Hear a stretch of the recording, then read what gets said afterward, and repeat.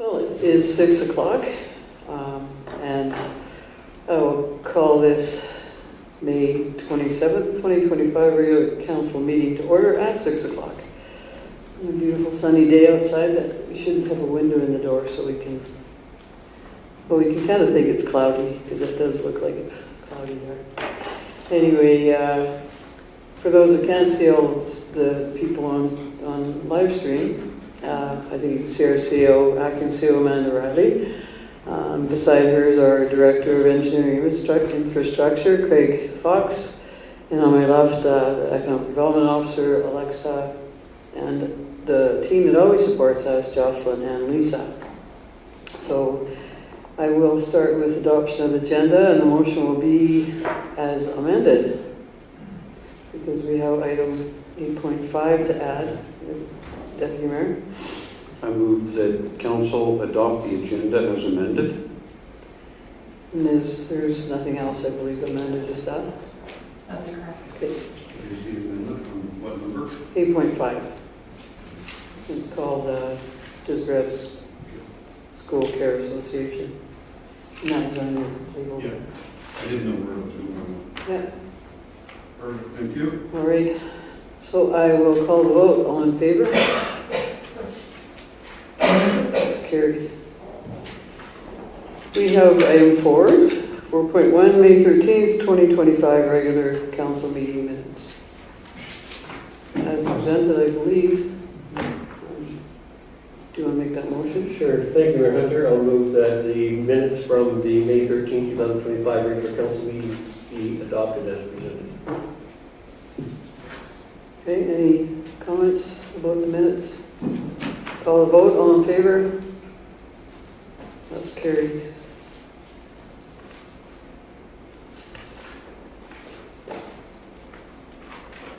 We have item 6, the CAO report, Chief Administrative Officer report. And do you have anything to add to that tonight, Amanda? No, I do not. All right, thanks. So, Deputy Mayor, any comments? Okay, Councillor Windsor. Thank you, Mayor Hunter. I see that under Engineering and Infrastructure report, with regard to the Valarosa Link pathway on page 15, there's been an active transportation funding grant applied for. How much was it applied for? How much was applied for? Amanda, do you have that? I expect you want administration to answer that. Yes. Thank you. Amanda? I don't recall off the top of my head, but it was based on the pathway system that council, I believe council had made a motion supporting the application related to the option of the pathway that you guys had seen. So we could bring back the exact figure for you, but that grant, if successful, would cover 50%, I believe. I could try to look it up while I'm sitting here as well. Yeah, thank you, Mayor Hunter. Under the Planning and Development reports, under commercial retail units on page 17, it identifies the Coteau construction values as in millions of dollars, and then it identifies that as 200,000. So I'm pretty sure that's not 200,000 million that we're talking about here. Yeah, but I don't think that that's probably quite. So your question is What is it 200,000 or is it 200,000 million, and should we be dropping that in the millions on that table, or it should be 0.2? I just want clarification as to what exactly the number is. Amanda, someone? Yeah, you're correct. In the millions, I think, was a holdover from when the Okay. grocery store and the commercial developments were initially funded. Okay. Anything else? Yeah, thank you, Mayor Hunter. So the other one is that I know that we had a Tree Canada grant that we were successful in receiving, and that there was a lot of work done by members of the Four Trees Company, and I'm wondering where we are with that. Are we going to tender? What is the process with that? What's, move forward with the project, the tree project.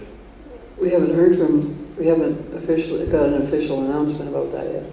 Okay, But, so there's another question after that? no, that would be, just wondering what's going on with it, that's all. Yeah, and I mean, Amanda can follow up certainly too, but I know that we haven't got the official acknowledgement of it, having received a grant. Yeah, that's correct. And we've been working with the grant body to, there's a couple more things that they required of us. So we don't have any agreement with the grant body to be able to move forward on that project. Thank you. At this time. Is that, That's it. and have you found that answered? No. Okay. Councillor Bowser, do you have any questions on the CO report? Not so far. Oh, okay. Councillor Moore? Yes, I do. I appreciate having the report on the administration time tracking for the Mid-Sized Mayors Caucus, because we had asked for that. I do have some questions about that, though. It said minor additional costs related to photocopying. There were color brochures handed out at Alberta Munis. Did the minor cost cover that, or was that in addition? The caucus paid for those. The caucus paid for it. Okay, so there were 15 towns, so that would be 3,750, and 2,500 of that was for administration. So I'm assuming that 250 was ours, so that was also ours. So that's $1,000. And I'm wondering, when this first started, I had asked about the cost of it, and I appreciate that you said that the cost, you would try to keep the cost down, but this is only administrative tracking, which certainly we did want to have, but I think because we are fronting this, I think it's important that we know how much in total, including, travel time, if there was, for the support that came, and your time, and that there was a room that was rented at Alberta Munis, and refreshments were also offered. And so all of those things, I'm assuming, are tracked somewhere. But could we get a complete report on the cost regarding the mid-sized towns mayors, like all of the costs, so that we know? We know that to the point of Alberta Munis, the most that would have come in would have been 3,700, no, it would have been 3,500, because that one would have been ours. That would be what I would hope to see, is not just the administration time itself, but a full cost accounting of what we're doing. And also, I don't believe that council was ever asked what our priorities were to bring to the mid-sized mayors. And we heard there that it's about a pot of money. There's other principles, like if the big cities get transportation, why is it so hard for us to get money for our handy bus? It's transportation as well, and they get money for overpasses, but we've got railroads that cost us a lot to maintain. So some of those principles, regarding our fair share, I really appreciate having the group, but I'm hoping that maybe we could have a little more information and also more input. And that's all. If we could have information come back regarding the total cost. But the caucus pays for those costs at their caucus, anything the caucus undertakes. So we don't direct the caucus. We can't tell Amanda. I can certainly put that on the agenda to ask. What was tracked here, and I guess I'm a little... Well, I'm wondering where they get money from. For our membership fees. $250 per person. That's why I'm saying Per there's $3,500. And it costs $2,500 for administration here in town. So we've got $1,000, and we have all these other costs and no accounting. And I think, Councillor Moore, I was expecting the questions about the mid-sized town mayors, and I think this is I first want to defend the mid-sized town mayors as being a very effective, impactful body It's not to do with that. for our province and for our towns. The tracking of the caucus and the membership fee money the caucus looks after, and if Amanda has any other answers besides the report here, then go ahead and answer that. Thank you. I just want to clarify, the time spent by the town on these items is not charged back to the caucus. So the 2,500 doesn't relate to the finances of the mid-sized mayor's caucus. So the membership fees that they collect are for other things, such as the pamphlet that you have in front of you. The $2,500 of estimated administrative time from Didsbury is not recoverable. No. Can I add to that too, Amanda, that the chairperson sits for 2 years, and the town of Didsbury is offered to be that manager of money that will eventually get transferred somewhere else as the new chair is elected, and that's the process of democracy of our caucus and of sharing the load as a mid-sized town mayor's caucus. And I think there's nothing but benefit and good in supporting each other as municipalities and mid-sized towns across Alberta. So I'm not sure what you're asking either. We all take our turn eventually, and I think it's a great thing for us to be part of mid-sized town mayors, and that I can be the chair and that Sundry can have the vice chair seat. It's great for our region. So we'll all eventually bear these burdens over time, and they're not burdens, share the opportunity to be the chair and be the keeper of the funds. And everyone will need support. The other part of that is some of the brochures went out to everybody. We sent them a copy, and they copied their own at their town office.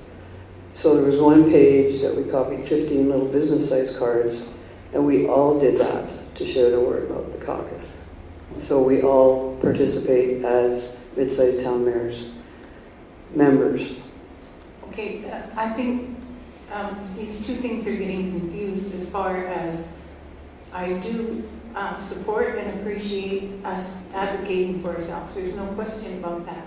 What I'm saying is that this is a budget item, and we as council should know what was spent as far as this goes. I appreciate the time tracking, but we have no information as far as what it has cost us otherwise, and also the fact that you just said that it transfers to others.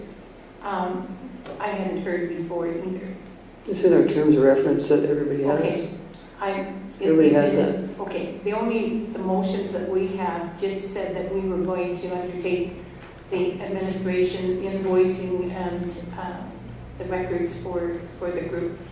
As far as it transferring, it may have been in somewhere in the terms of reference, and I didn't know that.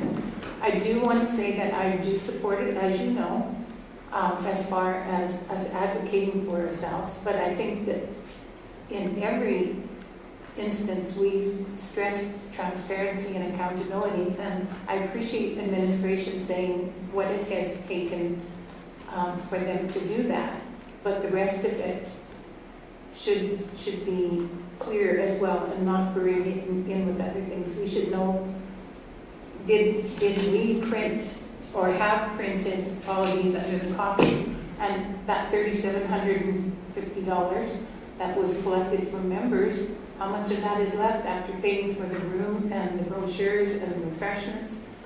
Is there anything left? We didn't rent a room. It was no charge. Really? Okay. Yeah, because the AB Munis had the venue, and so no, there's been no fees, nothing that have been charged back to the town of Didsbury. Okay. I appreciate knowing that. Thank you. Yeah. Because usually those things are fairly expensive. So, thank you. You're welcome. Anything else, Amanda, on that? No. Anything else that you're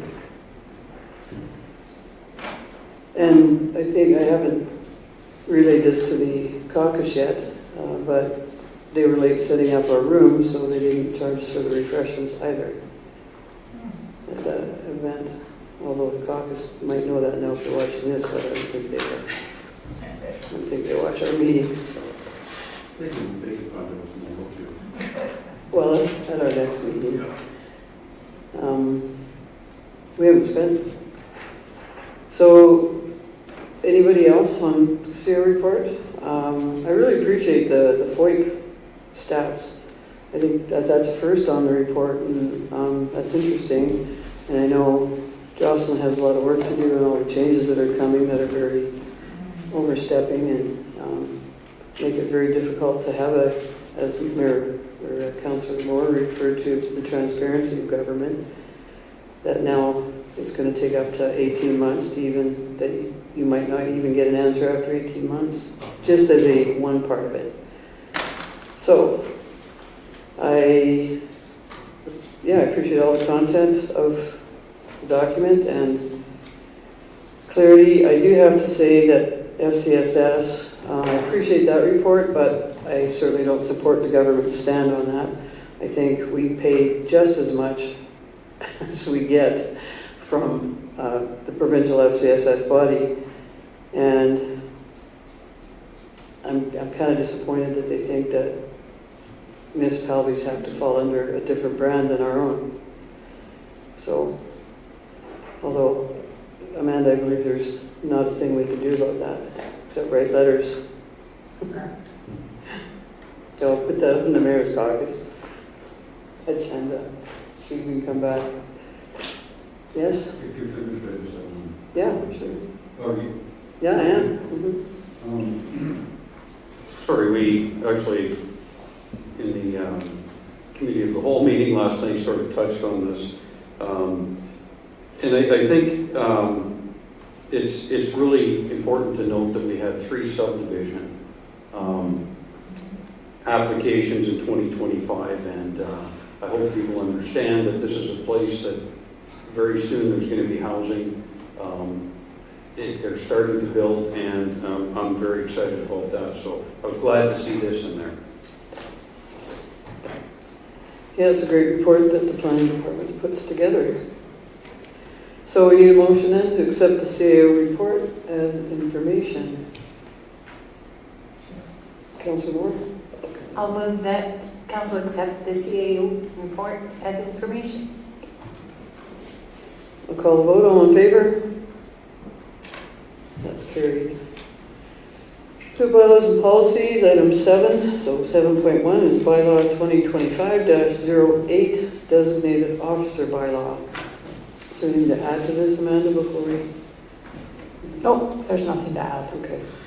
So we need to grant a second and third reading if there's someone willing to make those motions.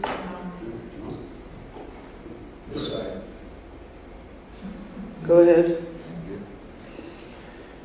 I move that council grant second reading to the designated officer bylaw 2025-08. Any comments on that, Councillor Bezer? No, ma'am.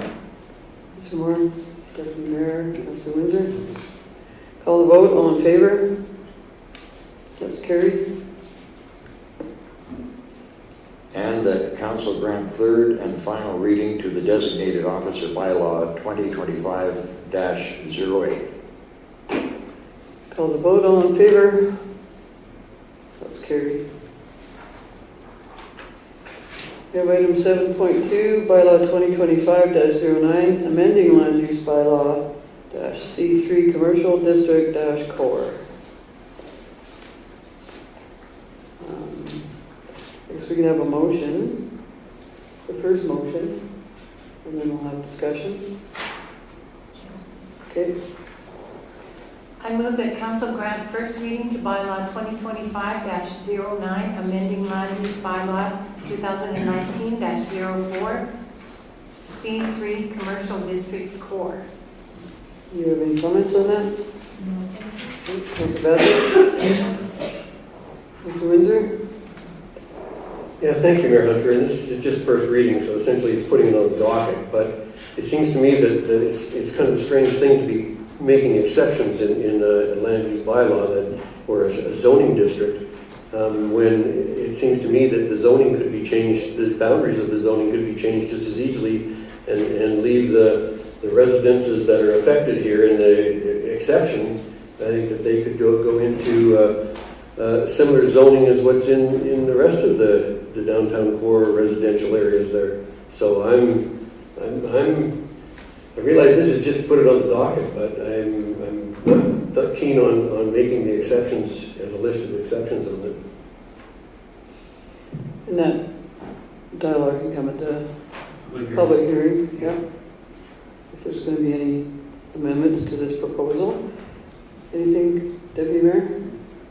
We'll call the vote then. All in favor on first reading to bylaw 2025-09. All in favor? That's carried. And I move to set Tuesday, June 24th, 2025 as the public hearing for bylaw 2025-09, amendment to land use bylaw 2019-04, C3 Commercial District Core. Okay, we'll call the vote then. All in favor? That's carried. There's a public hearing. We don't need discussion on that. We have bylaw 2025-10, amending land use bylaw 2019-04, redesignation plan 1711795, block 3, lot 73. That's a long title. We're going to hear it a bunch of times, too. Well, I do, but I lost my page. Here it is. Go ahead, Deputy Mayor. I move the council grant first reading of bylaw 2025-10, amending land use bylaw 2019-04, portion of plan 1711795, block 3, lot 73 redesignation. Any comments? We already said enough in the motion. I'm out of words. Councillor Windsor? Thank you. Councillor Bill? No. All right, I'll call the vote. All in favor? That's carried. And to set June 24th, 2025 as the public hearing for bylaw 2025-10, amending land use bylaw 2019-04, portion of plan 1711795, block 3, lot 73 redesignation. Okay, call the vote. All in favor? That's carried. That's all you have to say tonight. I'm done. All right, we have item 7.4.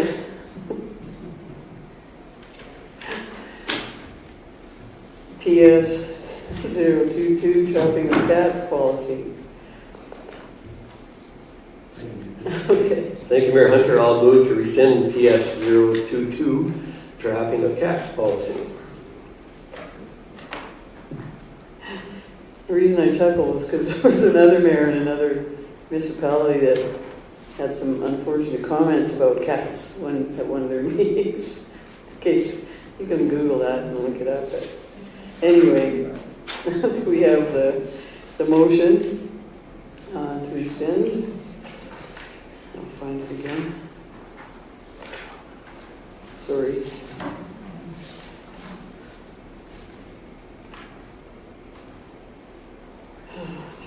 Okay. Do you have any comments? Thank you, Mayor Hunter. It's just that this was probably an issue at some time in the past, but I don't think that it's an issue anymore, and I'm happy to see this policy disappear. If I understand it correctly, if there were a problem cat and a neighbor wanted to trap it, they still could. They in essence just can't get the trap they can't get it from the town of Ditchbury, but a cat could still be trapped if it's a nuisance. A person can own a trap that is approved. Correct. This policy is more about the town lending out its own traps for use of this. But if the town needs to use a trap, or if somebody had their own, in theory, they could still do that. Does that answer your question? Yeah, that's the way I thought that I read it, that it was more about us, or the town as an organization, lending out the traps or renting them or whatever. It's not eliminating the ability to trap a cat if it's a problem. That can still occur. Thanks. Councillor Moore? We still have a considerable cat problem, feral cats. I have a picture of not one, but 8 kittens, or they were from a mother cat, but they're full size. Down, just a picture down my alley with 8 of them lined up at various places on the alley in one day, all of them loose. And I have plenty of evidence in my garden right now that they are loose. And I really don't want that evidence, and I love my birds, and I would really like not to have them killed instantly if they ever bump their heads, which happens now. So there is a problem. I'm glad to hear that there could be a trap. I have no idea where we could get a trap. I have trapped them and taken several of them to the town shop. I guess that's not really the good place for it. So I'd sure like to know and hope that there is some evidence somewhere, if I need a trap again, that I can find a place to get one. Anyway, I'm pleased to hear that there might be another path. There's lots of rules, and I follow them very closely because I I care about animals. But when people let them run, and they tend to get a little aggressive too when they are feral for a long time. So anyway, hopefully there's another solution if the town isn't going to do it. Or do we have a dog and cat person that catches things anymore? Do we? I don't know. We did have. Do we have that? Our peace officers, that's part of their role. Yeah. If they're called to a stray animal, there's a potential that they'll pick them up. Do you have to corner it for them to do it? Where's cats? Wow, I didn't know that they'd come pick up the cat, 'cause there's cats everywhere. Well, I mean, They there's start calling. I'm coming. Anywhere. You done? Councillor Bazir? Just as an aside, do they return stray cats? I don't know. My neighbors moved to Olds, and they had a black and white cat. That darn thing showed back up at the house here. Go figure. It's just a little side story I thought you might find interesting. You thought it was a goner, but the cat came back. Thank you. It likes Pittsburgh. You can phone and they'll pick it up. Yeah. Yeah, I'm interested. We used to have a real problem in my alley, and to hear that you have a problem now in yours is, I guess they want to move. I don't know. And alleys are the problem, because if you don't have an alley, I bet you don't have a lot of feral cats around. We have an alley, and I never see it stray. Yeah, that's on I have well-used flower beds, though, Yes. from little critters.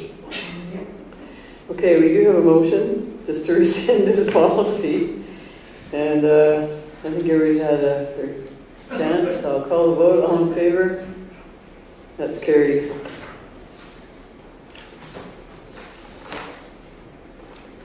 We have item 7.5, PROP 005-25 land lease policy. And that, I believe, is the chair of that committee. Have any highlights or supplementary information to this? I would say this is one that we worked on a little bit with administration, and they needed some definitions to be able to. I'm going to call it person because that's anyone or anything that isn't a nonprofit. So this policy provides the ability for the town to enter into lease and rental agreements for use of town property, and it distinguishes between not-for-profit and all others, and allows the CAO or designate the ability to continue to rent the facilities, and probably administration, if they would like, could fill in anything I left out. It's pretty self-explanatory, and they might have better definition or reason of the terminology.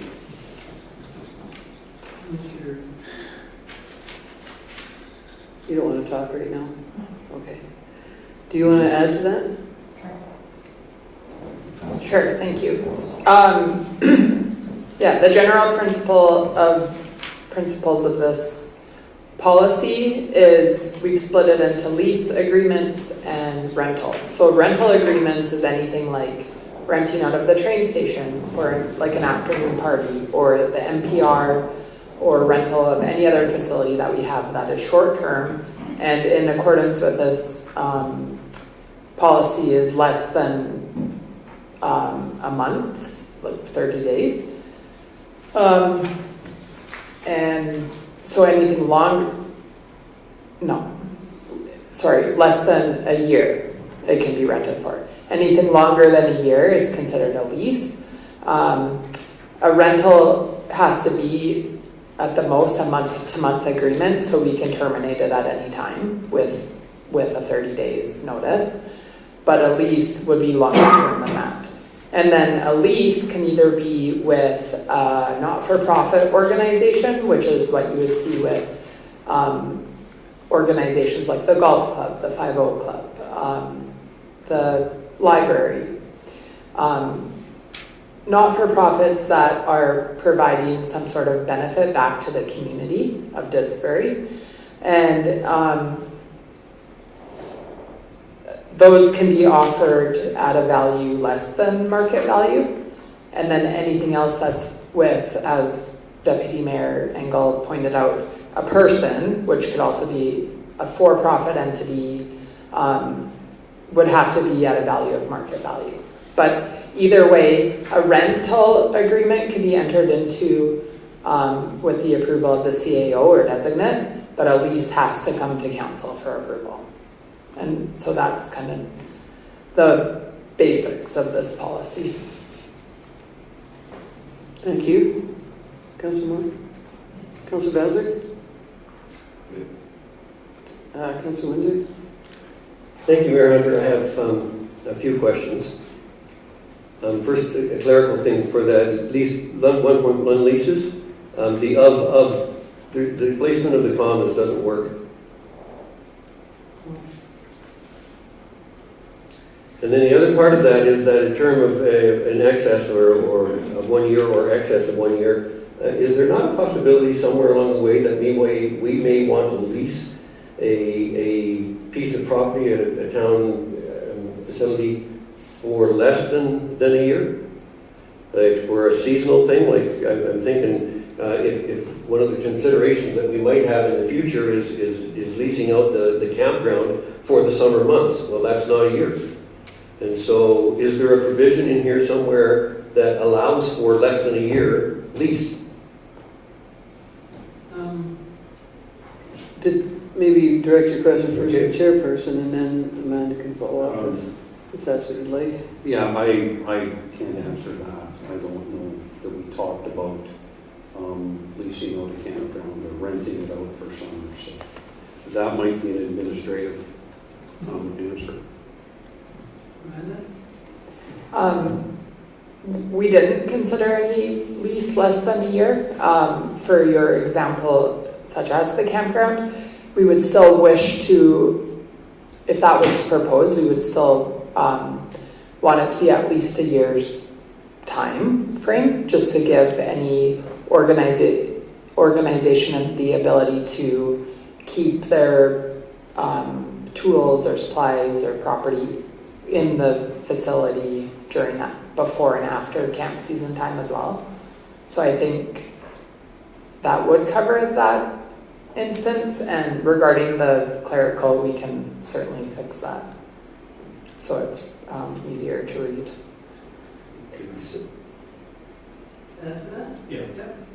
Yeah, so I think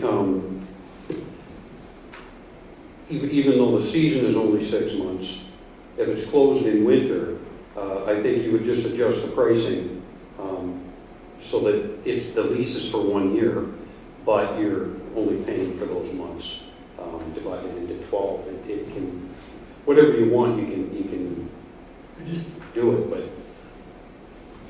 Thank you. I was just asking a question. Was it considered? Because I think that there may be a possibility sometime along the way where a facility might want to, or the town might want to lease something for seasonal or for less than 12 months.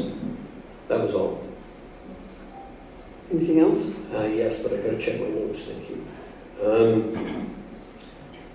1.4 market value. I think that it should be probably the highest price that a willing leasee would be willing to pay. I don't think it's a willing lease. I think it's a willing leasee. Pardon me? 1.4. Oh, right. Sorry. Yeah. It's the leasing. And 1.8, it talks about the not-for-profit term of 30 days or less. So now, because there are not, all months aren't 30 days long, are we considering that we're going to go on a 30-day window, or are we going to go on a monthly window? And what I'm thinking is that on the 1st of January, the federal government rents it for 30 days, and then so it'll come due on the 30th of January. Does the next term go from January 31st to February 27th? Or are we going to do it on a month-by-month basis, which would be the first of the month or whatever? And so I'm questioning why the designation of 30 days. I'll defer to the chair first, and then you can defer to someone else if you like. Okay, Amanda, go ahead. Sorry, Councillor Windsor, was that 1.8? Yes. Okay, so that's simply just defining a period of time, so that doesn't mean, it depends on the agreement, but the rental might be 30 days. It might be monthly. I guess it's excluding 31-day month in that case. So we could change it to 31 days or less. But it's any period of time within that month is what the intention is. I appreciate. Thank you, man. I appreciate that. It's just that it says 30 days, and if we're going to write a policy, then we should make sure that we're going to be able to fall within that policy. Mm-hmm. Yeah. So I appreciate that changing that to 31 days or less would be more appropriate. Yep. Yes, absolutely.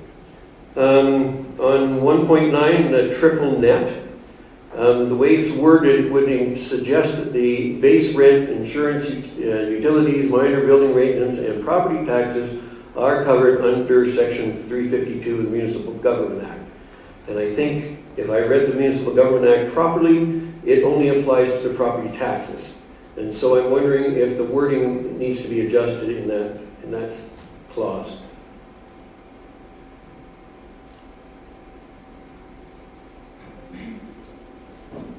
You're going to defer to Amanda?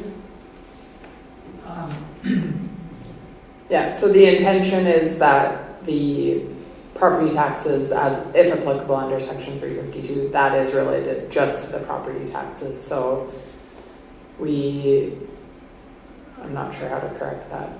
So Maybe another comma after and. we're in brackets.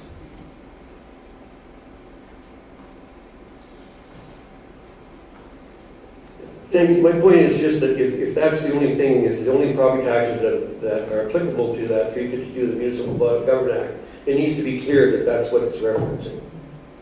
And I don't think it's clear there, but the way I read it, the way it's written right now, is that all of these things are covered in the Municipal Government Act, and they're not. Well, we could say, and if applicable under Section 352 of the Municipal Government Act,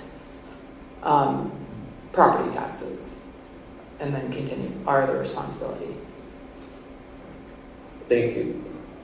Yeah, I would agree. Just change where that's property taxes is in the sentence. Is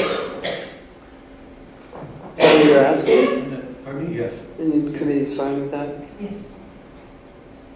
No, okay, and that's all I have. Okay. Mr. Bezick? Thank you, Mayor. I can also default to my colleague, Councillor Moore on this one, but the last time I recollected attempting to rent a facility, triple net was covered by exactly what you have there. Utilities, rent, taxes, that's what triple net is. It's a common phrase in renting property or leasing property.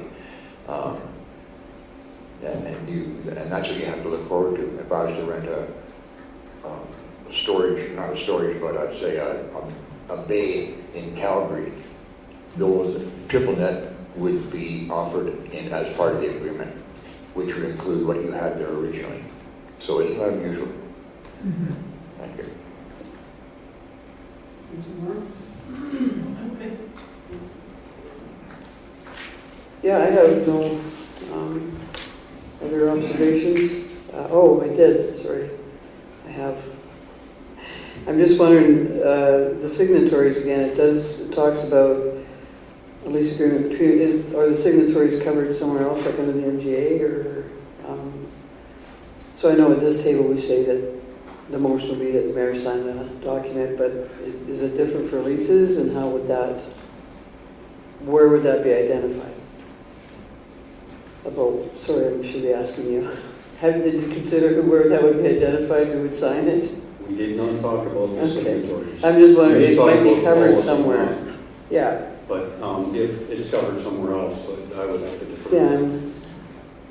I think signatories, just as a general concept for everything, could be in its own policy if that's of concern about who's signing what documents, rather than each individual policies. Yeah. Because And what I we mean- would get, I believe it's outlined in here, yes, that all leases are brought to council for approval. yeah. So we would get your approval that who's signing is not explained in this. Right, and I know some of the stuff is covered on the MGA, who signs what and when and who must, but I don't think leases are in the MGA. And maybe they are, but I guess it's just general. I know over the years we've went back and forth on signatories on leases, and sometimes we have seen them and sometimes we haven't seen the leases, and then, or development agreements or whatever, or purchase agreements, not development. Yeah. So maybe there's something we need to follow up on with the signatories of things. I think, well, with purchases and expenses, if it's coming to council for approval, then council, the mayor shall also sign that agreement. And so I would say the same rule of thumb for leases. So leases, and council's approving all leases with this policy, the way it's written. And no, I don't believe it's in the MGA. No, leases, no. And I want to, and I shouldn't repeat it, but I'm going to just, land sale agreements with conditions in them, and how that's part of all this too. That there's some that we have seen and some we haven't, and it's all relative to what I'm asking about in all of this stuff. So it's not just, Lisa started me thinking about it, but I'll just trust that administration. Well, I don't need a motion or an action out of it, but I think, the new term, council should understand who is signing things and isn't, and what you see and what you don't. And this is clear, you see it. It's just not clear who signs it. That's all.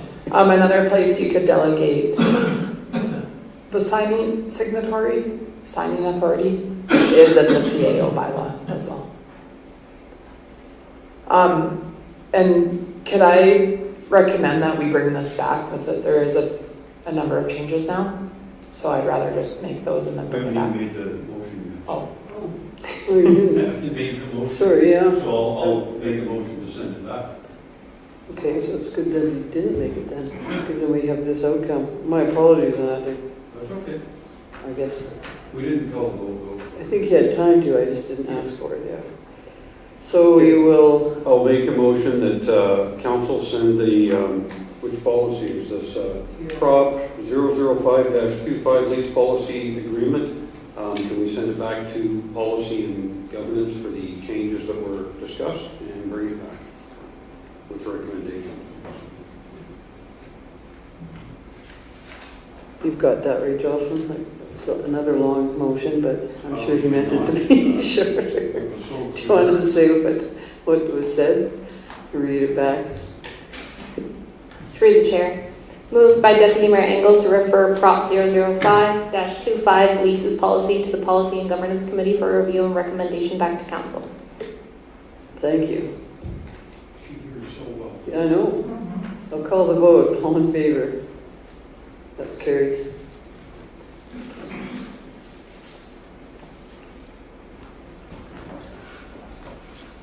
That's the end of bylaws and policies, so we will now go to business. Item 8.1, the street sweeper wrap and advertising options. Councillor Windsor? Thank you, Mayor Hunter. I will move that council accept the street sweeper wrap and advertising options as information. Okay, and you changed that, so what? You'll be speaking to that, I'm thinking. Yeah, thank you, Mayor Hunter. There's a couple of things. First of all, the image that is provided, and I realize it's just an example, but there's no way I could support putting a bear on. It's going to be, yeah, I just can't. And advertising for the company doesn't make sense to me. That just doesn't. The other thing is that concerns me about this is that we have no idea what we're looking at for advertising revenues out of this. I know that there's advertising on the Zamboni, and I think that we can probably find out exactly what those rental rates are or advertising rates are for that, and I don't see anything here that suggests that we're going to recover that $6,000 anytime soon. So I think there's information missing here that I couldn't support the motion the way it was presented. Okay. Deputy Mayor? I appreciate what Councillor Windsor said.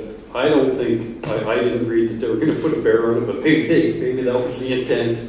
I'm not against the selling of advertising on it, but I agree that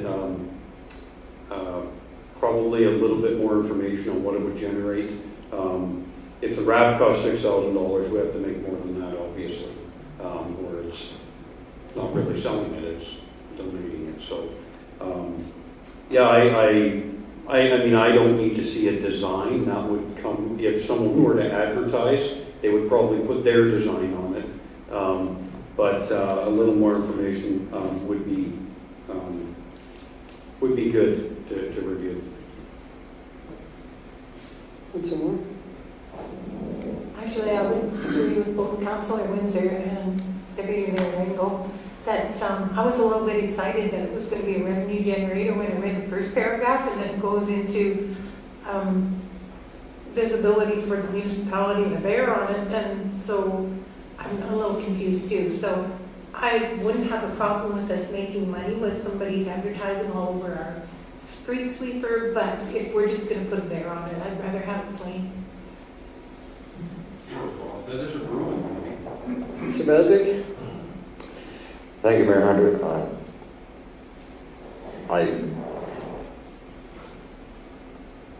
I just don't like it, and the reason I don't is if you look at take Calgary C train for example, I think they're horrible. You know, they've taken a nice blue or a nice white train with a blue stripe on it, and just, to my point of view, just wrecked it with all these signs and stuff that's on. It looks like a graffiti train. And I don't want that to happen here. So I'm not going to support that kind of thing. You don't make any money back on these things. You just don't. So it's an expense that what? NASCAR. I'm thinking NASCAR, sorry. Yeah, but the big movers in NASCAR, they're billion-dollar companies. You know, I don't think the Bear has that kind of resource. Hey, we can dream. No, but anyway, I'm not in favor of that. I like to see our equipment pristine, clean, with the Didsbury logo on it. I don't want it misidentified. I want it to be ours and that type of thing. So, yeah. Okay, so I'm going to direct a few questions to administration.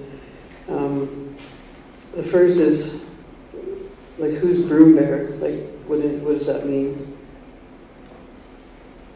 That's actually the name of the street sweeper. That the company named it? Yeah. So do they pay for that advertising then?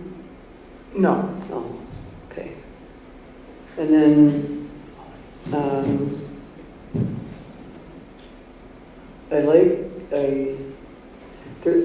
I think a proposal and a policy is a good place to start.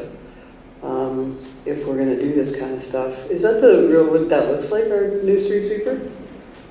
Like it's got a cab now? Interesting. It's identical to what it will look like. Okay. Yeah, and I mean, I read in here too, ties in with the theme of our Didsby, so my first thought was, well, then put Didsby on there, and promote the town, and then if I'm not against advertising, I would want to see what it is, just because, well, our policy would probably guide what it could be, and that would be important, because I know at the arena, it's businesses that advertise, and their business name is on it. So I can't support this the way it's presented. I disagree with the Bear too. Linking it to the company that sold it to us, it gets kind of free advertising. I'm not against advertising, but I'd like to see policy come first. That's what I would like. Amanda, Amanda's going to answer that, and then. Can I just let Craig speak to that a little further with regards to the Bear, the name of the unit? Okay. Thank you, I appreciate the opportunity to speak. So putting the Bear on it, it was sort of like taking the name of the piece of equipment that's already on it and just sort of applying it to Didsbury and using the Bear as a vehicle to bring in the bee. So you see the yellow lines there, that's for the beehive, and they were going to add a bunch more bees to it and stuff like that. But like, I get the graphics might be a little bit more edgy than Didsby is, but my team is also very young and full of young families, and so this was what they came up with, and this is kind of like, I think, more representative, I think, maybe of the community than Didsby is, like the bouncy kind of sort of smaller kid version of the Bear, whereas this sort of represents maybe more of an adult version of the Bear. But it's not really that the equipment supplier has had any interest in calling this the Bear or putting a wrap on it. They've got nothing to do with it. This was just out of my department, and we were kind of thinking similar to the NASCAR idea, where we get the small logos and have them around as we could and as we had interest generated through the graphic. But if that's not what we're interested in, that's also okay. Thanks for that. I guess you could relay that they have an older council than a younger, so we might be a little harder to convince. But thanks for that answer. Deputy Mayor, you want to speak?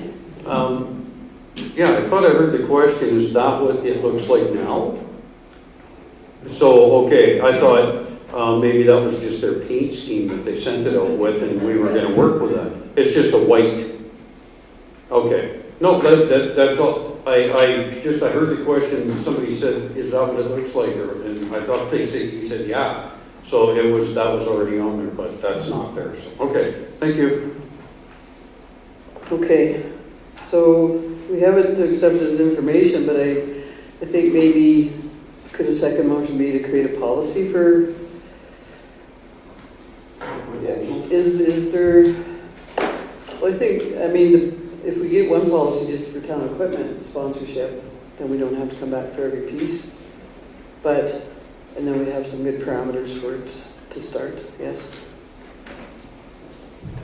Well, we're selling advertising on boards already, right, in the arena? How are we doing that? There is no policy?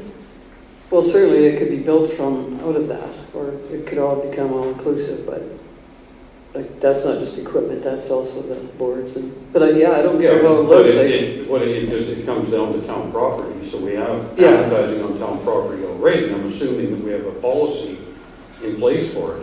But maybe it's also time to bring that back and see if maybe we are It's always good. letting bears Yeah. go roam wild. I'm thinking that there maybe isn't a new policy that we have to write, because we already sell advertising on town property.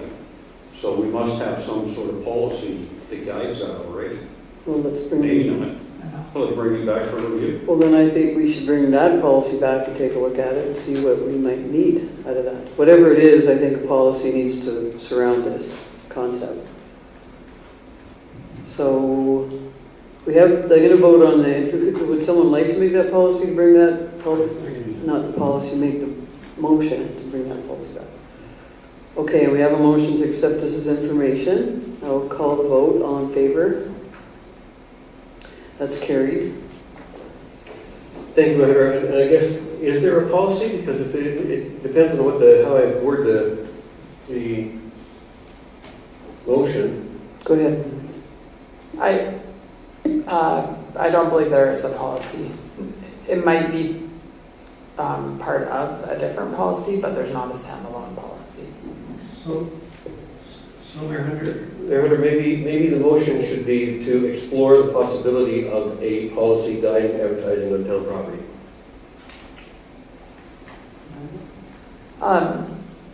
Again, this comes back to, I would recommend that it be part of the communications master plan, something like this, which is being developed. A guideline for advertising, so I'm not sure that you do need to necessarily, you could ask that to be part of that when it comes back, because it would guide advertising on like things like the town sign as well. Yeah, but at the same time, so what we see now is rates and fees come back for what our boards are sold for. But there's not a policy guiding what the board advertising can and will and should be. But it's got to fit somewhere, so if that's where it should fit, and there's something in there that would guide how this happens. And I think obviously there's got to be discretion on what's on town property, but that would be included in all that. So say what did you just recommend then again? Well, part of your strategic plan is to develop a communications master plan, it's called. It could be a master plan, it could be a policy, an overall policy on communications, but not only would it say like what equipment could be advertised on, it would also guide it could guide what type of advertising we might see as well. create a contest. So, Mayor Hunter, like I'm willing to alter my motion to something along the lines of directing administration to include in the communications master plan clauses regarding advertising on town property. Is that good? Yes. Yeah, I think that'll be suitable. And since I didn't listen to myself, if I could get Jocelyn to read it back, that'd be wonderful. Thank you, through the chair. Moved by Councillor Windsor to direct administration to incorporate guidelines pertaining to the use of town-owned property for advertising into the communications master plan. Okay, is that it? Any other comments? Councillor Bazar? Call the vote, all in favor? That is carried. So we have item 8.2, 2024 Community Grant Surplus Funds. And Councillor Windsor is the chair of that committee. Mayor Hunter, do you want the motion first, or do you want the discussion first? Well, we always, the chair introduces it and then makes the motion. Okay, That's what so- we've done except for this So one. the council and I have looked at this And this is a bit of a heart wrencher, but the bottom line is that the council put the $3,500 aside from the community grant program to help the Essentials to the Community make a transition, move from the train station to another facility. And it was part of the accountability of that was that administration was looking for how they were going to use the money. And they have asked, and I don't know whether I can say asked 3 times, for direction as to exactly what their intention was to use it, and they never received a response in regard to the $3,500. And so this is weighing on the books, the 2024 books, and so we need to do something with it. And so the committee looked at this in depth to say, well, how do we deal with this? So our recommendation is to put it into the strategic initiatives and contingency reserve so that we can use that $3,500, because obviously Essentials hasn't come forward to provide reason for it. And so it could be used for multiple other things. We've got a CAO recruitment that we could use it for, or for the East Reservoir, the external review that we're undertaking. There's all the places that this money could be used, since it would appear that the Essentials to the Services for the community aren't interested in receiving it. So the motion then would read to approve that the 2024 Community Grant Program surplus of $3,500 be allocated to the strategic initiatives and contingency reserve. Reallocated. Sorry, did I say? Yes, reallocated. Councillor Badger, comments? Councillor Moore? I guess I'm just shocked and a little bit sad about this, because they're out fundraising with great vigor, and I don't know what methods of communication were used, and certainly we can use the money at the town, but I don't believe it's because of lack of interest. And so because of the incredible needs of the most vulnerable people in our community through Essentials for the Community, I'm going to have to vote against this, because I would like to see a way for them to be able to be helped, or whatever it is they need to do to be able to meet our requirements to be able to receive that money. Deputy Mayor? Yeah, I'm really torn on that one too. I really believe that the service that they provide is essential. And I know that Councillor Windsor explained that they haven't stepped forward to take it. Did we have any conditions that we put on it? I don't believe at the time, I don't know, or I don't recall the motion, but did we have any stipulation on them receiving the money? It was to help them relocate, and so in us asking them to tell us what they're going to use it for, like, I don't know what that looks like. I have no idea. Is there any way we can see that question that they've been asked? Well, the motion here is on 59124. It's up to $3,500 to accommodate the transition. So if they couldn't meet that need or that expectation, and maybe there was no cost to the transition, right? So, and Nicole did the dealing with them, and certainly Amanda can speak to it too, but the motion was specific to accommodate any transition costs. And if there weren't any, because they're already in there, then they couldn't accept it. And Amanda, you can certainly expound on that if you like. Sure. The only, again, that was what we asked them that it be spent on, and we just asked them for a bit of a plan and some proof of their costs for that move. And we did not receive that information. And it's not, I don't believe we've heard either way, that they're still waiting for money or that they're not either. So. Just haven't heard.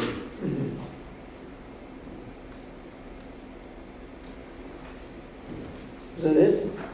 I think I went around the table. Yeah, that was my only question, but I'm still torn on it, but, if they're not coming to get it, or they haven't reached out, we've sent them emails or spoken to them, and there's been no, communication as to whether they want it or not, then, we can't just leave it sit out there either. I agree with that, so, I probably will support it. Not that I want to take any money away from them, I want them to have it, but there's some responsibility to come and get it and provide some information.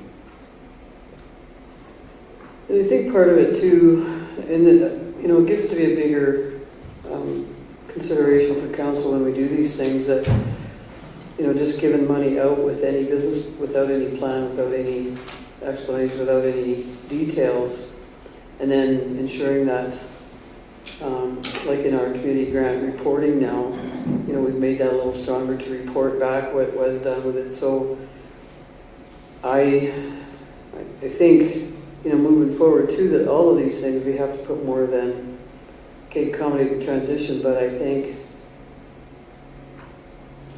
we're responsible for this money for our taxpayers, and we have to make sure that there's either agreements in place or that they fill out that community grant form, and there's a there's a special consideration because they usually only get 2,000. But I'm comfortable, putting it back into the strategic initiatives and contingency reserve as we discussed at FPC, because if there ever is a case, a special circumstances, whatever, they can still come back and ask. Anybody can still come back and ask, as we've seen with the Lions Bus, how that evolved, right? So, yeah, of course I'm in favor because we presented the motion, but that's why I say it, is because I believe that administration did their best to get the information back, and so I will support it as it stands right now. Go ahead. So is there any way we can move it back in there and at least have another attempt? Our intent was good. I don't want to see them go without the money. That we tried to give it in good faith. So if it has to come back, it can't sit out there. I can't see how I leave it out there if they're not responding. I'm struggling with this one, but okay, thanks. Thank you, Hunter. Just for clarification, that the attempt to contact them and get information from them wasn't just once. Yeah. Yeah, it was, there were, again, I can't say whether it was 2 or 3 or how many times. Nicole isn't here to respond to that, but it was more than once. And I don't know what you do if people don't respond. That's the dilemma we were in looking at this. And I think the other side of it is we're looking at another thing that's in front of the FPC right now as well with regard to the community grant program. And we're seeing that maybe we need to do some changes to that policy to be more explicit in how that's administered. So, and I think that maybe lends a little bit to this as well. Okay, any other comments? We have the motion to approve that surplus of $3,500 be reallocated to strategic initiatives and contingency reserve. I'll call the vote. All in favor? Opposed? That's carried. Okay, we have the 2025 EDA experience reports and 2026 registration.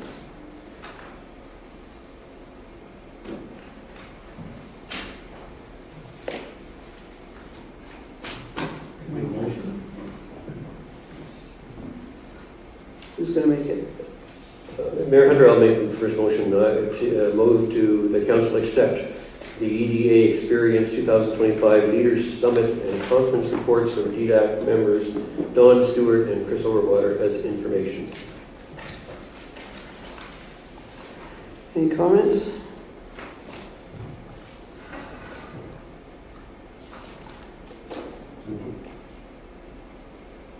I guess I would just say what good reports. I felt like I was there when I read them.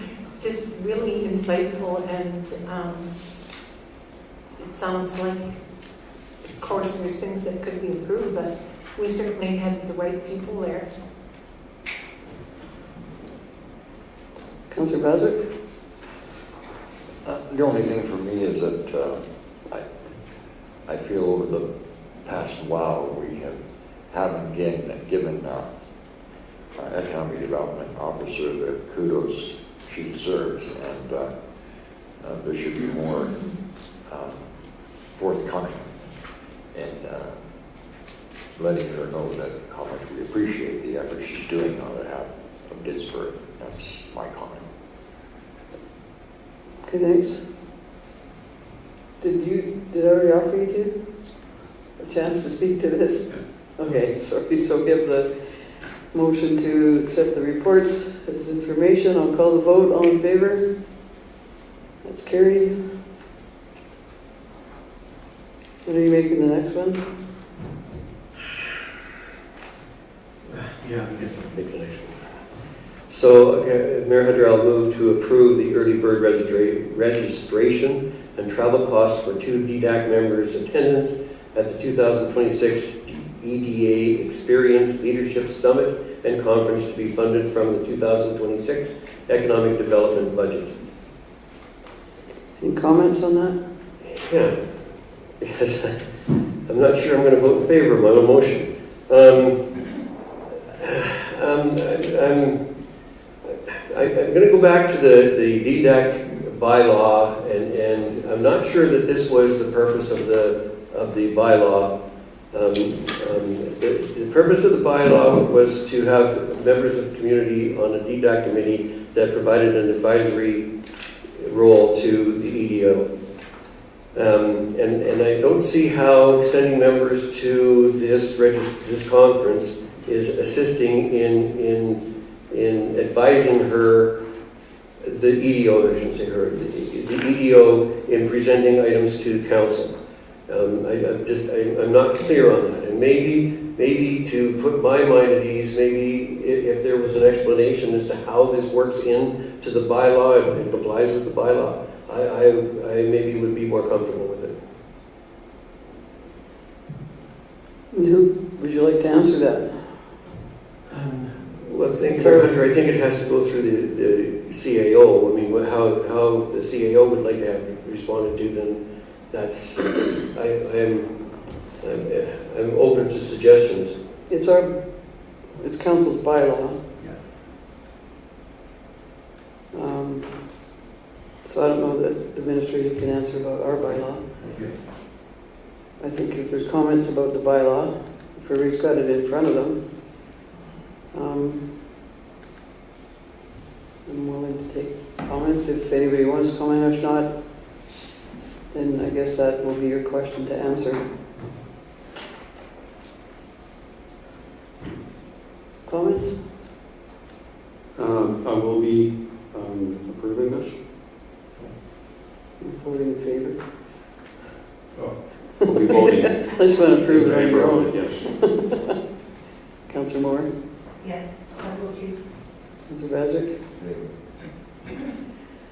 And I'm sorry, but I struggle with this too, having been at the convention and conference, and I believe committee members, there must be a better workshop or committee building seminars or whatever. When I read on the site, the EDA experience is sold out every year, and the intent of the event is attracts 400 local, national, international experts in economic development, along with elected officials across Alberta, to discuss provincial developments, explore ways to advance the economy, and offer mutual support. So I think this convention is for EDAs and elected officials, because they've stated that, and they're always sold out, and I don't actually see other committees there, members there, and I've been there a couple of years, and I don't begrudge them education, but I think it needs to be at the committee level and not at an EDO level.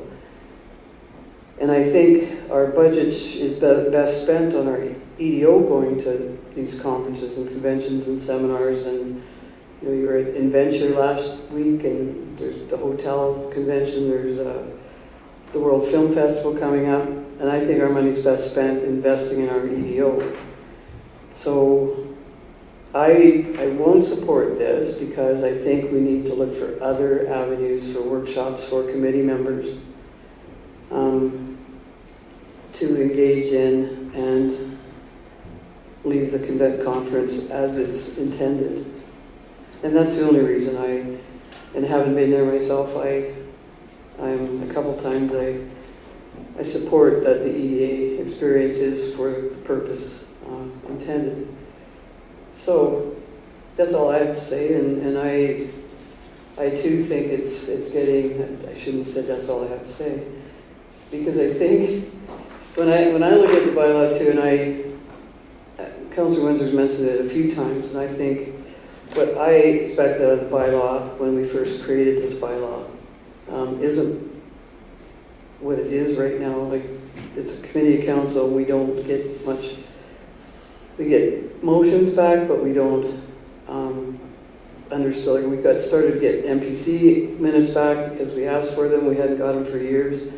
And I think committees of council should be providing updates on discussions that are being had and what their direction is under the auspice of the EDO. So that's my, I do wish that we could find something for all the committee members, but I don't think that this is what it is. So there is a motion. Are there any other comments? Okay, I'll call the vote. All in favor? And opposed? So that's carried. And, see, I always put my stuff on top of everything. And now we have item 8.4, 2025 Alberta Provincial Housing and Service Needs Estimation.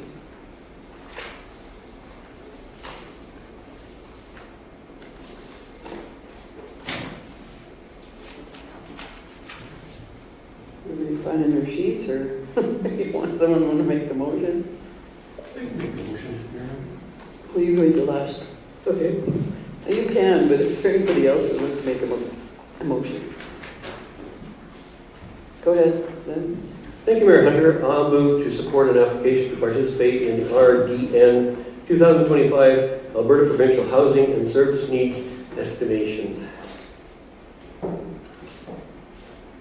And I'm really interested in hearing what other councillors have to say about this, because I'm torn. I'm concerned about identifying, what is the word in here that they use? Insecurity. I'm concerned about participating in this and identifying insecurity in our community. I think that could shed a negative light on the community, and that would be the last thing that I want to have happen. And so I would hope that one of the other councillors would be able to convince me that that's not, don't need to be concerned about it. This is another download of the province. It's a download, obviously. If not have to do the survey themselves, they're going to hand it off to 20 municipalities to do it for them. And then is that going to be representative of what is the situation across Alberta, depending on transients in a community, depending on all kinds of things. So I'm really reluctant to support this.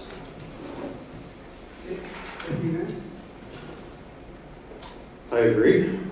I'm not going to convince you of anything. The one thing I read in there that I may have taken out of context was the social services aspect of it, and I believe that that's a provincial obligation, and that's one of the things they're looking to improve on, but they're not saying they're going to fund it, but they're going to identify it in our town, and is that a download again that we now have to provide it? So I couldn't find a whole lot of information on RDN.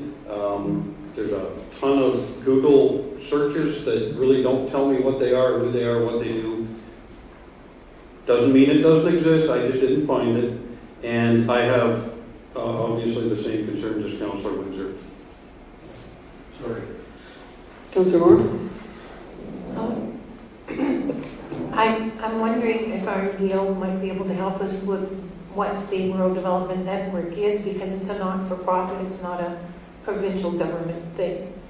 And so if it's about rural development, maybe it's more of an economic development and social, like the whole scene assessment.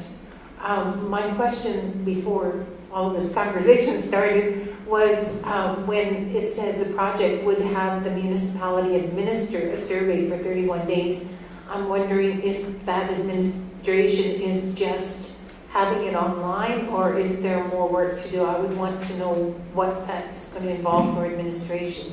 And being that this is a request from administration, I would want to support them if they feel that this would be helpful. So yes, I have questions too about what it is, but I think if it is a rural development network that's seeking to assess and maybe help us with anything that is maybe out of line with other areas, I think data is usually helpful. So I would like more information though, if there is some from any administration.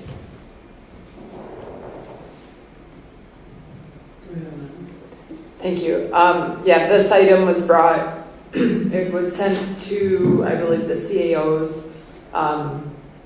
So we brought it to council just to gauge your interest in being a part of that for Didsbury.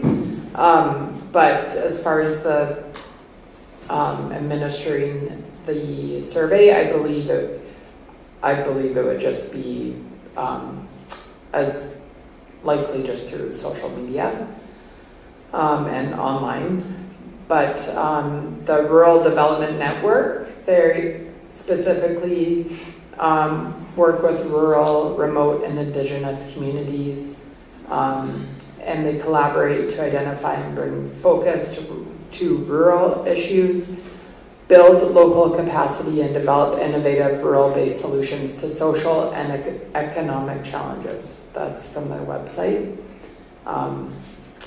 So hopefully that gives you a little bit more information about them and answers your question, perhaps. It doesn't mind, but it doesn't look like it does Deputy Mayor's.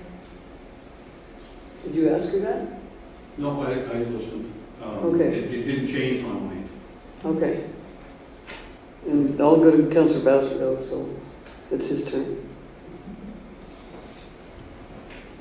It's easy for me because I agree with my colleagues, Councillor Windsor and Deputy Mayor Engel. I don't like anything negativity to show up. It's tough enough to be positive in this world, and so we don't want to propagate anything that shows a negative light on our town or our operation in any way. So that's my little rant. It was a little short. That's okay, you don't have to go. I can go on. That's okay. Yeah, this is I think when we're on a roll with some really wonderful, amazing things happening with development, and I think there's other ways to find these things out and not have them advertised. And I think, speaking about, I think too, these sorts of surveys, are they all just the municipalities asking, or is there other entities they would ask? Like, do they just go to municipalities to do this work for them, or would they go to another social services agency in Didsbury? Like our police could answer these maybe better than a lot of people. Any social service agency, not that they're social services, but do they only ask municipalities? I believe they're asking municipalities to be part of this, like applications from 20. Are you talking about the survey or the the program itself. Well, no, well, I've been to 2 or 3 AGMs, and I've been to workshops with it was ARDN at the time, now it's RDN. And they do this for their purpose it helps them too, because they find how they apply for those federal grants that help with rapid housing and whatnot, and maybe make a lot in major centers. And so if we find out this information, if there is any, what would we do with it anyway? It has to be a private developer that would go after these grants.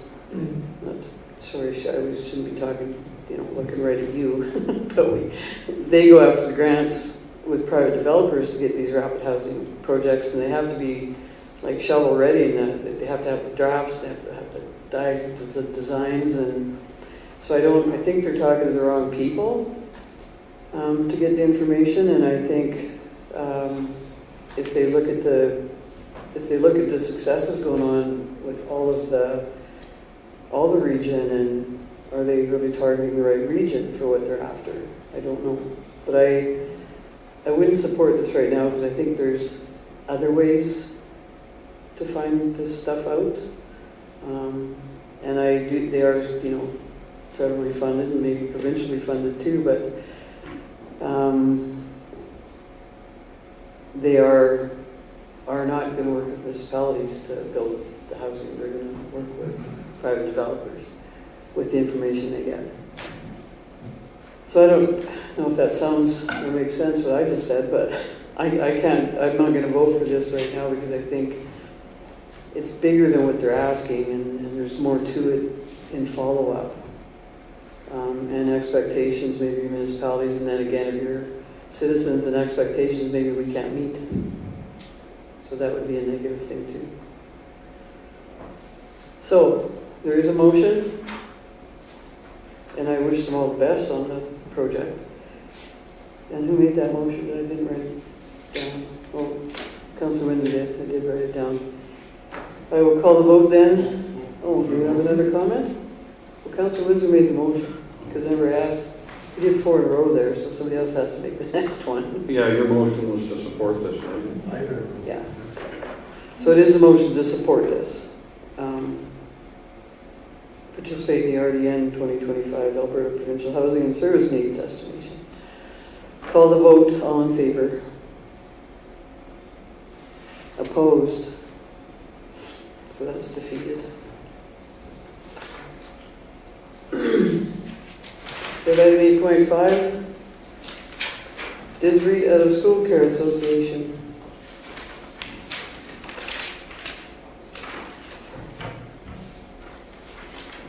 Okay, my sheets are out of order. Councillor Windsor, you are the chair of this committee. Thank you, Mayor Hunter. So, as you know from previous meetings, we have been struggling with this, and this has been a very heart-wrenching discussion and investigation into what is exactly going on. We were tasked from council to determine how we are going to get a payback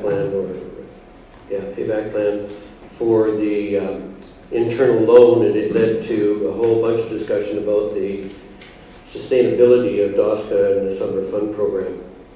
As you can see, the deficits that were reported didn't include all of the benefits that DOSCA and the Summer Fund program were receiving in this RFD that's all outlined. And so we still don't really know how we're going to do the repayment plan for the internal loan, and that's going to have to come out of the result of one of the motions that I'm going to make here in determining how the Summer Fund program works over the course of the summer, because of the registration fee changes that we made, in hopes that we would be able to make that end up with a surplus to start paying back those funds. So I will start off with the first motion, and I move to the council approve the DOSCA program level of service amendment, which includes the conclusion of the DOSCA before and after school care program at the end of 2024-25 school year effective June 26, 2025.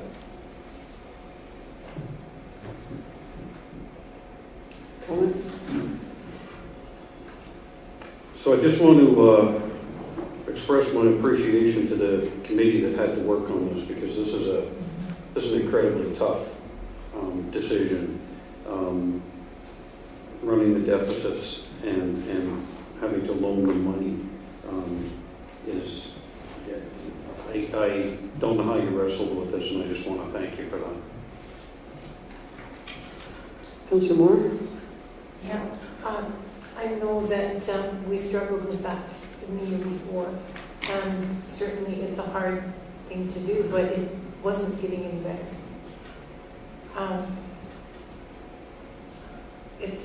I guess we don't really have a choice, and if there are other providers, hopefully people that need it will be able to find something that will work for them. I can't say that I have a lot of hope in that, but it's, I guess, the way we've got to go, so.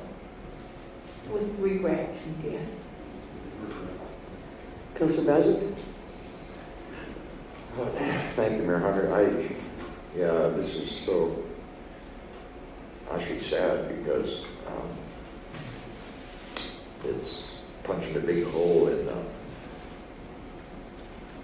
our thoughts of helping those that need the help in our town. And it was hard for the committee to do this, and I sympathize with them. It was so tough. I don't know what I would have done. I would have been, well, even now I would stand up and try to fight it, but the numbers just don't add up. It's not self-sustaining. I don't know how you can do it. So, yeah, that's my comment. Thanks. Yeah, and I think everybody understands it's, well, we look at positions, it's always the people. And that's we've come to know our people and valued and kind and caring and perfect for the positions, and the program, from a financial standpoint, it makes sense, but from the caring and empathetic standpoint, it's heartbreaking, and a sad day, end of an era for DOSCA as well. It's been around a long time.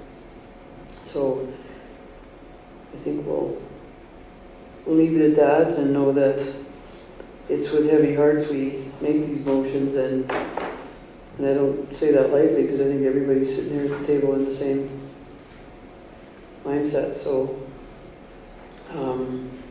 the motion's made. Unless there's other comments, I'll call the vote. We conclude the DOSCA before and after school care at the end of 2024-2025 school year. That's June 26th. All in favor? It's carried. And Mayor Hunter, I'll move to approve the conclusion of the summer fun program at the end of the 25 summer, effective August 29th, 2025, and to explore the feasibility of a standalone summer camp program for future years. Comments on that?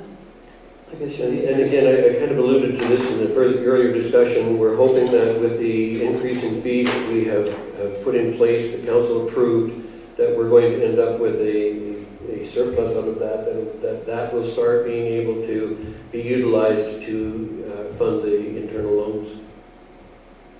And that will be a report that will come back, I'm hoping, early in the fall to evaluate where we did, how we did with that.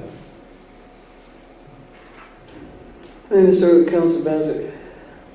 Any comments on summer fun? Just the same.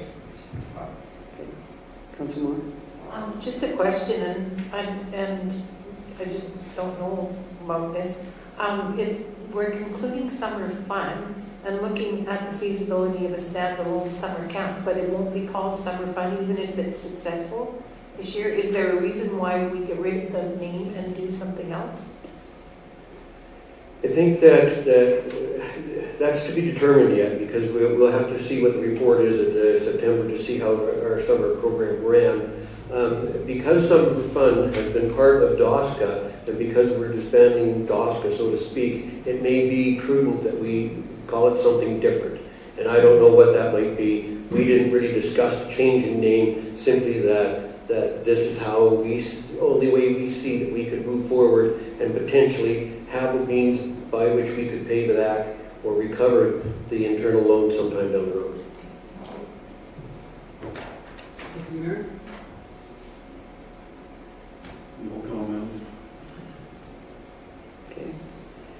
And there are great successes with Summer Fun. I think this is a good pilot or a good restart or whatever it is, and it's going this summer. And I think there's lots out there that's changed over the years, and it'll be a success going forward. So I will call the vote then to approve the conclusion of the Summer Fun program at the end of August and explore feasibility of a standalone summer camp for future years. All in favor? That's carried. And now we have council reports and meeting highlights. And I'll start with Councillor Moore for council reports. Report first? Okay. Sure, highlight whatever. Highlight, well then we don't forget if we do the highlight first. Okay. I'm always excited about about the development, so I will do the redesignation plan, block 3, block 73. Okay. So May 14th, I was at the Chamber of Commerce breakfast with the mayor that they put on, and they also had a presentation regarding Kristen's Place, is it Place? Which is in Olds. And they have a very enthusiastic person promoting that. May 15th, I had Policy and Governance Committee. May 20th, ICC Prep. And May 22nd, I chaired, I should say what ICC is, Inter-Municipal Collaboration Committee. May 25th, reception for the museum. I just went to the reception. I had another commitment. May 26th, Committee of the Whole. And today, groundbreaking at Valarosa, and I'm sure the mayor will have more to say about that. It's so exciting to see that go ahead, and the enthusiasm and the commitment and just the positivity of that whole subdivision and all the paths that connect into each other. That area has the most paths of anywhere in town. It's just incredible. Going every which way and along the river and up the hill and around the corner. So it's just an exciting development.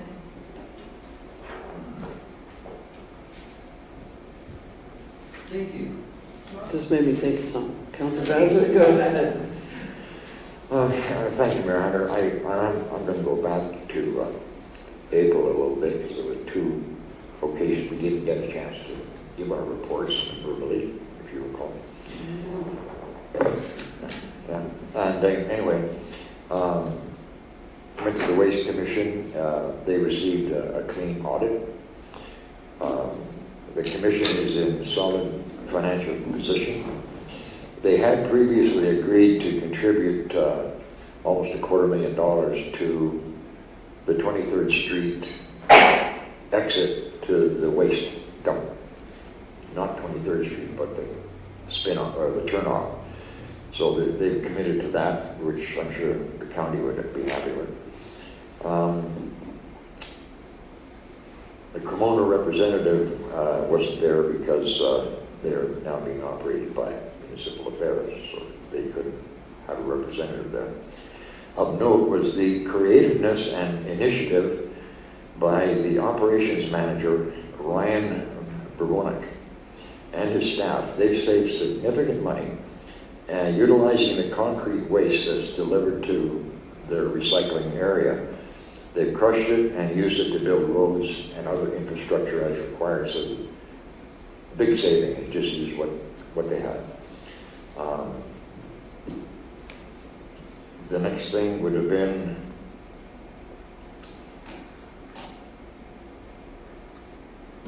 tomorrow.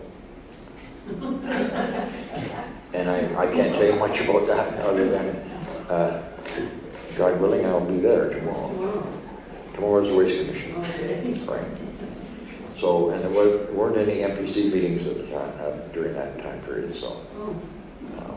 And if I was looking at something that's important in this, today would have been the development permits issued as reported by the CAO.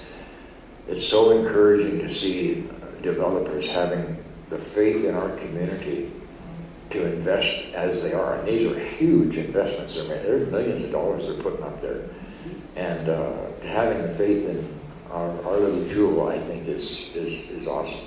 So kudos to the developers who have come forward with the gumption and the idea that Disbury is a place to be.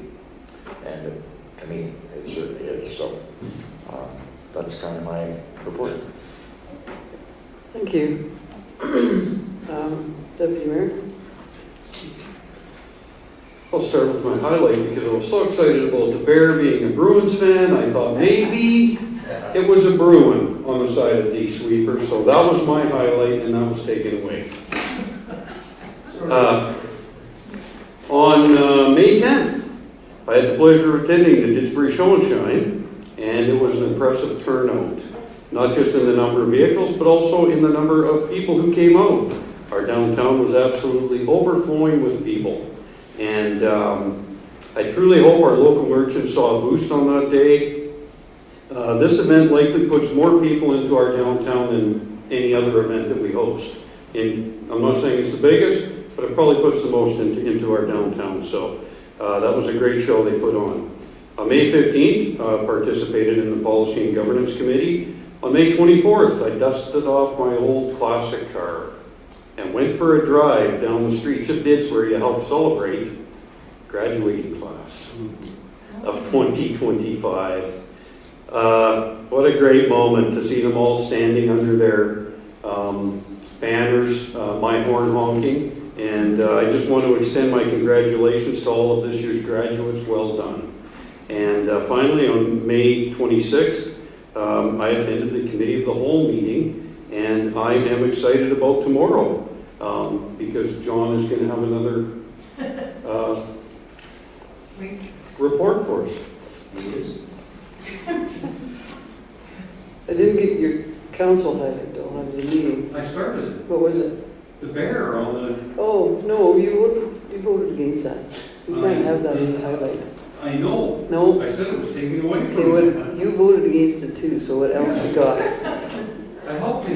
We can't put that in a highlight that it was That's my voted headlight. down. The proposal from... No, we're not putting it in there. So what else you got? The Bruin on the, Okay, no, we'll put in there. We'll put in that the Boston Bruins didn't make the playoffs this year. How's that? Which is why the sweeper thing didn't go, because there are it's only two types of fans. represented Those losers. that cheer for Boston, Yeah. and those that love to cheer for Boston. We're still not putting it in the highlights. Okay, that's fine. Go ahead, My Councilor. highlight didn't make it. Thank you, Mayor Hunter. I didn't see the external reports package, but most of my report is in the external report package for RDR Mug and Parkland Regional Water Commission and for the Water Commission, except that. For the Water Commission, I think that it's important that we recognize that the Water Commission is not in a good financial situation. They are in a very poor, exceedingly poor financial position.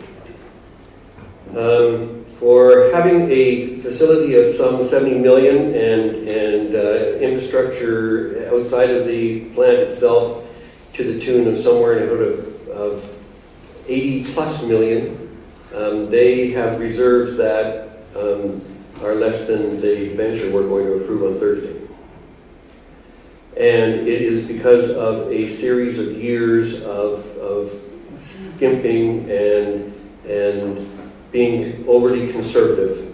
And so I think that for the 2026 budget, councils need to prepare for a major increase in the cost of water. Major increase. Because the commission has to recover it at some point. So that's my report, thank you. That's not my highlight. Yeah, that was pretty depressing. Did you have a highlight? My highlight, I guess, like... End with the highlight. The whole CAO report, I mean, the whole thing that is brought forward, I know people have picked little bits and bits of it, but the whole thing is just wonderful to be seeing all that information and receiving all that information is just a real highlight to me. Good. Yes? That's a highlight after the Water Commission. Well, he has a question probably about the Water Commission. Is that what you... I'd like to know if we have a policy or bylaw that would allow me to drill a water well in my backyard. You'll hit water.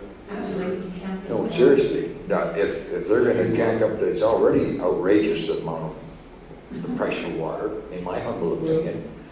And as I'm a typical resident, and you know, I can't go down to showering once a month.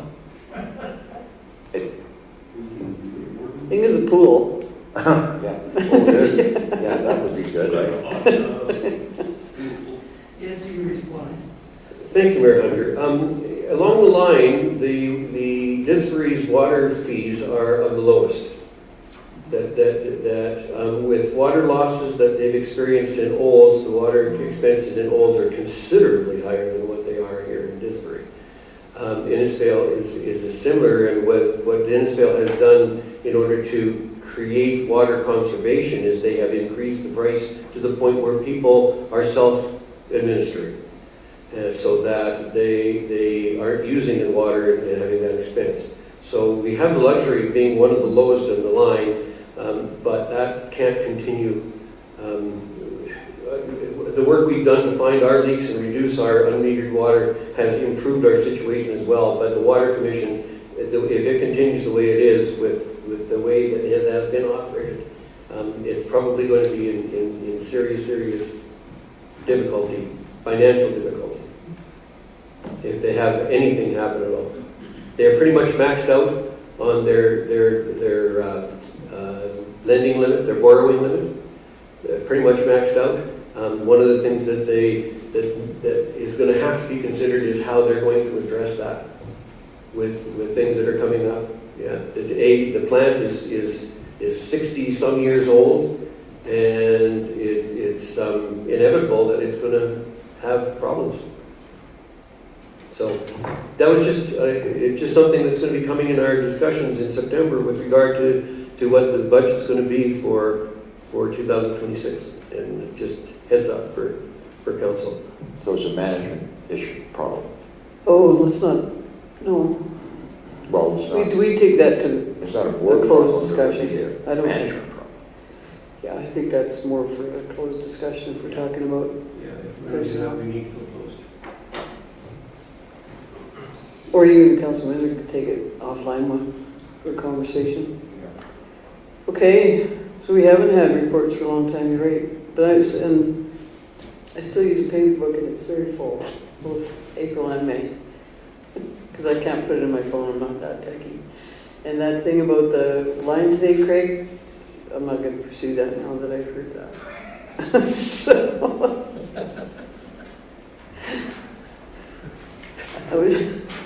it wasn't about our town operation, it was about my house operation.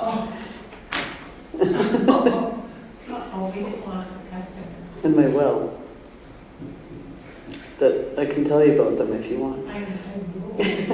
Okay, so I'm just going to give a few highlights because it's been like an extremely busy April and May, but the chamber hosted me for breakfast with the mayor on May 14th, and Alicia didn't help me. She did the whole slideshow on her own. It was great.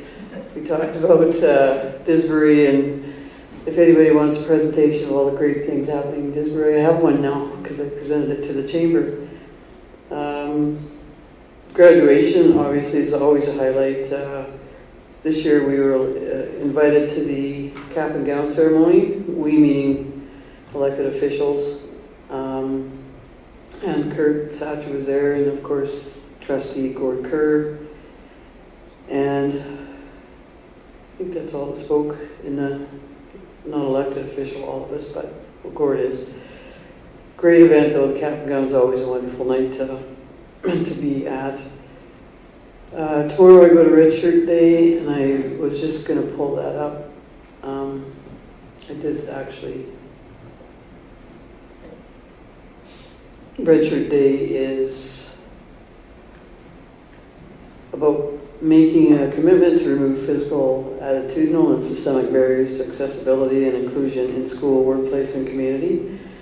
So that's going to be a great event. We have lots of CAPE meetings over the past while, the AGM. We have CiteLink coming, and if anybody wants to look that up, I'll actually give a little bit more of a report on the next meeting, but it's bringing site selectors into Red Deer, but all CAPE members are welcome to pay a registration fee to participate if they like. So, but CAPE has first come, first serve. I just want to remind everybody about the June 3rd Mountain Seniors Housing 65th anniversary, and they do want you to bring a little note for the time capsule, so whoever's going, just write that down, make sure you have a little note to put in the time capsule. And I get to go talk to the grade 3s on June 5th. It's kind of exciting, I've never done that. They want to know all about elections and what it's like to be the mayor. And so Alicia's putting together a fantastic slideshow for that too, for me. And Home Hardware grand openings tomorrow night. Valerosa absolutely was awesome today, and I do want, I don't know if I need a motion, but John Hladich offered to take council on a tour. It's just amazing to look over the whole site from the top of the hill. And I said even a before and after, if we did it at the end of June compared to what's going to be there in September, will be a major transformation. So I'll probably have, I'll just get John to put that together with us, and then if anybody wants to come in the end of June. So other than, I did go, I have to say, I went to the new Fortis Operations Center grand opening in Airdrie, and what a fantastic facility if you ever want to learn about how all your electricity and power. And I think I showed you the picture. I got to hold the golden eagle right here on my arm. Amazing. And it's part of their recovery. I can't remember the name of it, but if animals, birds, whatever, get hurt in the process of contacting power lines, or they send them to the sanctuary that heals them and helps them recover, and it's just another highlight at that event. So it was a great event, and to see our power in that, how power works in their amazing little rooms.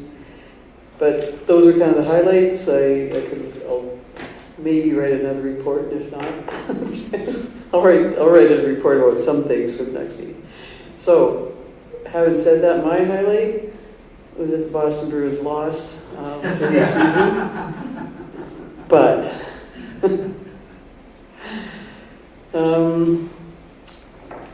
I think these are always hard. I like that we have the lease policy coming in.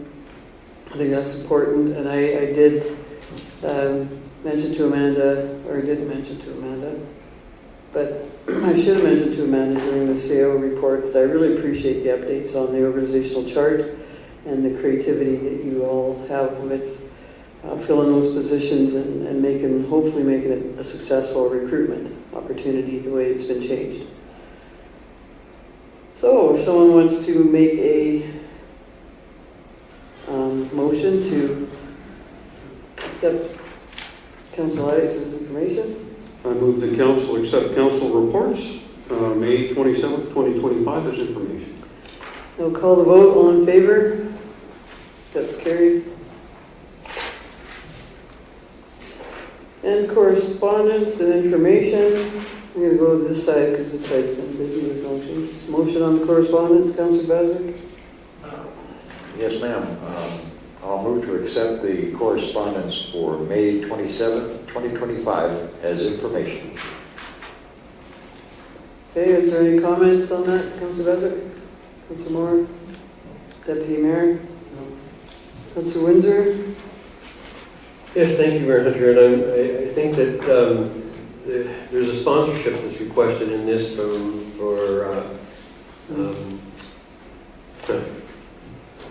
the annual RCMP charity golf that's taking place in Carstairs. And I don't think, I'm not suggesting that we support it, that we do anything, but it does prompt me to think that we are presented with these things on a somewhat routine basis. We see a lot of these over the course of a year, and I just wonder if it wouldn't be of interest to council to put together a policy regarding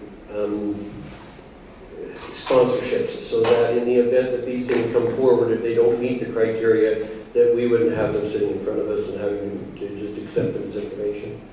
And I don't know whether, I just wonder if there needs to be some guidelines set in place. And they need to be in place before budget time, because you should have to budget for all that stuff. But having said that, I agree with the comment, but should we burden any committees or administration with more policies right now, or just ask them to put it on their list for the next term? Like, I'm not sure that we can have them put it on our list for next term, because it's kind of up to next term to decide what they want to do.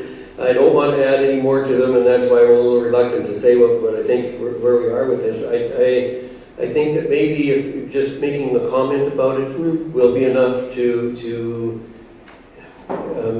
prompt administration to maybe think about it for the next term and discuss it with their council when they have a sponsorship come before them. At that particular point in time, it might be more appropriate. And it fits well into budget time to create that policy about budget, about sponsorships. Well, maybe it's one of the things that they'll do in the orientation, the new council. Maybe the administration will bring that forward at that time to say this is something that maybe we should be looking at so that we are prepared for our budget process. Yeah. Not that I'm trying to direct or anything. Did you have something to say? Oh, nothing like that. Well, I could say. You're holding your mic. Do you want me to? Totally up to you. I agree. Some guidelines about sponsorships would make it easier for us. And my first thought is to integrate it into actually the community grant policy, because a lot of those requests are more sponsorship in nature versus like a grant for a specific item, project. So that'd be my initial thought, but we do some research on what best practices are for that. Thank you. Anything on the correspondence? And I think I just want to add to that too. I mean, I think we'd like to go in all the golf tournaments, or I would, but or these other activities. But I think it certainly needs. You have to have the funding, and you have to identify what they are every year. And the other, I only wanted to comment on the correspondence that we've got the new CAPE executive director. He's doing a fantastic job already. He's an amazing guy. He's going to take on SiteLink. And you'll have all read that, Connections Corridor and the community profiles. We've already had the community profile done, I think it was back in 19. So he's taken that on, but he's just hit the ground running, of course, because I encourage you to look up that SiteLink thing with CAPE, just to know the huge undertaking CAPE's got on their shoulders right now, and I'll update council a little bit more on that next meeting. So we have the motion. Any other comments on correspondence? Call the vote. All in favor? That is carried. And our gallery has left us. Our two faithfuls haven't been here for 3 meetings, so not that we've noticed. Right? But I'll have a motion at, if I wait till 8 o'clock, or 7:59 to go closed. Councillor Bassett, all in favor? That's carried. But I gotta make the motion.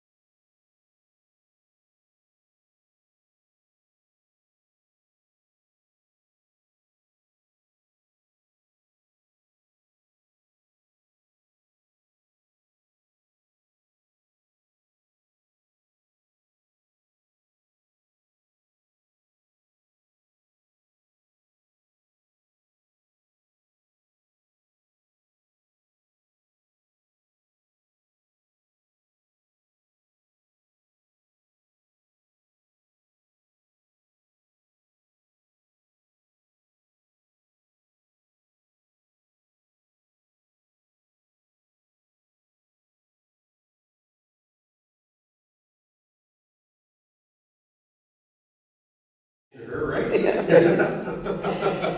on. Okay, so we are coming out of closed meeting, and we have item 12.1, Intermunicipal Cooperation Committee update to accept as information. Councillor Bazic, are you making that motion? I'm making that motion, yes. Call the vote. All in favor? Item 12.2, CAO recruitment, to accept the CAO recruitment update as information. Councillor Bazic. I will make that as well. I'm just a busy bee. Call the vote. All in favor? 12.3, 2128 21st Avenue. And council, I move the council directs administration to proceed with listing the municipal land known as 2128 21st Avenue at 159,000, maximum, listing it, 159,900. All right, we'll call the vote. All in favor? That's carried. Deputy Mayor. It's item 12.4, 100 Chance Drive. I move the council direct administration to have 100 Shawns Drive listed at $992,000. Call the vote. All in favor?